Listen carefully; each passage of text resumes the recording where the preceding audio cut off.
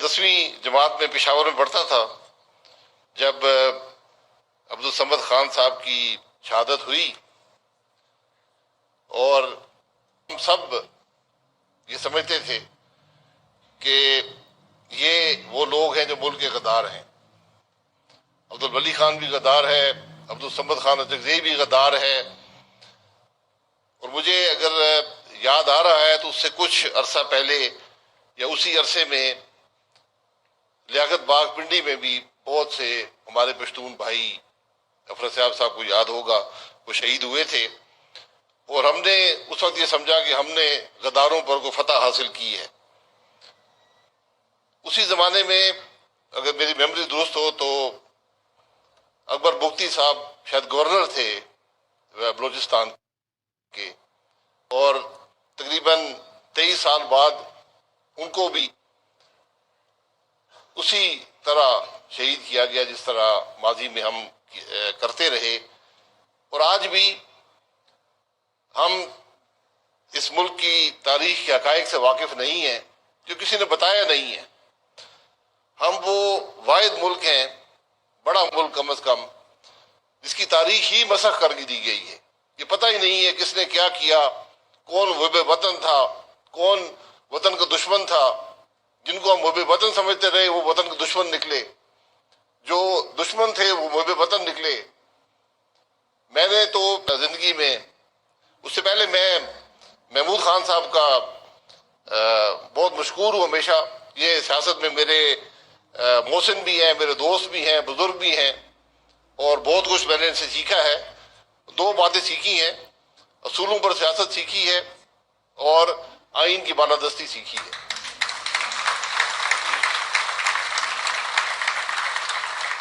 اور میرا خیال ہے کہ اچکزئی صاحب، عبدالصمد خان صاحب کا میں نے مقدمہ بھی دیکھا ہے جو حامد صاحب نے دیا تھا، تو یہی باتیں اس میں بھی لکھی ہوئی ہیں۔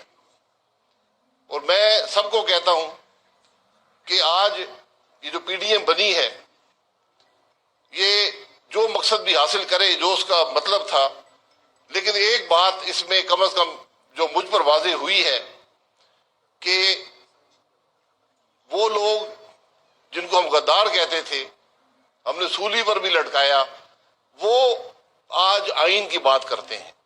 وہ کہتے ہیں کہ اس ملک کا نظام آئین کے مطابق چلے۔ یہی سب سے بڑی کامیابی ہے، یہی ایک قدم ہے آئین کی بالادستی کے لیے، جس کے لیے ہم سب کوشش کرتے رہے۔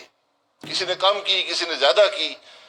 آج آپ کے سامنے، آج سے تقریباً 3.5-4 سال پہلے ایک تجربہ ہم نے، ایک غیر آئینی تجربہ کیا، ایک حکومت کو لے کر آئے، اس نے جو ملک کا حشر کیا وہ آپ سب کے سامنے ہے۔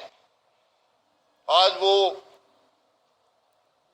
تجربہ بھی ناکام ہو گیا ہے، اور یہ یقین کریں کہ جو ملک کے حالات ہیں اتنے تشویشناک، شاید ہمیشہ ہم کہتے ہیں لیکن شاید حقیقت میں اتنے تشویشناک تاریخ میں کبھی نہیں ہوئے۔ تو آج ہمیں پھر سے اس ملک کے معاملات کو درست کرنا پڑے گا، اس کو ری بلڈ کرنا پڑے گا، اور سب نے مل کر کرنا ہے۔ اور اس کی جو ہدایت ہے، جو بنیادی اصول ہے، وہ آئین ہے۔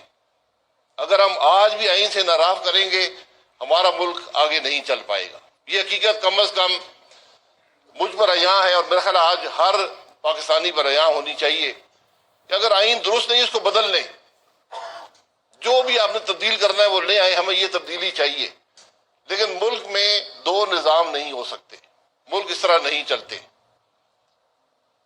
میں ابھی میرا خیال ہے افراد صاحب نے بات کی تھی، مجھے ایک امریکن کتاب سے آیا، تو اس نے مجھے کہا کہ میں نے بڑی ہسٹری پڑھی ہے اور پڑھائی ہے، 40 سال پڑھی ہے، پڑھائی ہے، کوئی تاریخ میں ایسا ملک نہیں ہے جس کی اکثریت اس کو چھوڑ کر چلی گئی ہو۔ اکثریت علیحدہ ہو گئی، ہمیشہ اقلیت علیحدہ ہوتی ہے۔ یہاں بنگالی جو اکثریت میں تھے اس ملک کو چھوڑ کر چلے گئے، اپنا نام بھی ہمیں دے کر چلے گئے، ملک کا نام بھی نہیں لیا انہوں نے۔ یہ ہم سب کے لیے بڑا لمحہ فکری ہونا چاہیے تھا، ہم نے وہ سبق حاصل نہیں کیے۔ آج ہماری مشکلات کی بنیادی وجہ یہ ہے کہ ہمیں تاریخ کا علم نہیں ہے۔ میں بار بار یہ بات کرتا ہوں کہ ٹروتھ کمیشن ہونا چاہیے، کسی کو سزا نہیں دینی، حقائق تو سامنے آئے، ہوا کیا ملک کے ساتھ۔ افراسیاب صاحب کو میں بچپن سے دیکھ رہا ہوں، یوسف پشاور میں یونیورسٹی کے صدر تھے نیب کے، اگر مجھے 73 میں۔ تو یہ بہت سے لوگ جب چلے جائیں گے تو ملک کی حقیقت ہی پتہ نہیں ہوگی کہ اس ملک کی حقیقت ہے کیا، یہاں پر کیا ہوتا رہا ہے۔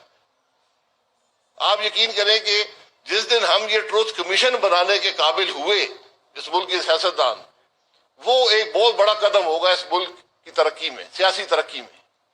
یہ بد نصیبی ہے کہ آج ہم اتنے کمزور ہیں کہ ہم یہ ٹروتھ کمیشن بھی نہیں بنا سکتے۔ ہماری عدلیہ بھی اتنی کمزور ہے کہ وہ اس کی بات نہیں کر سکتی۔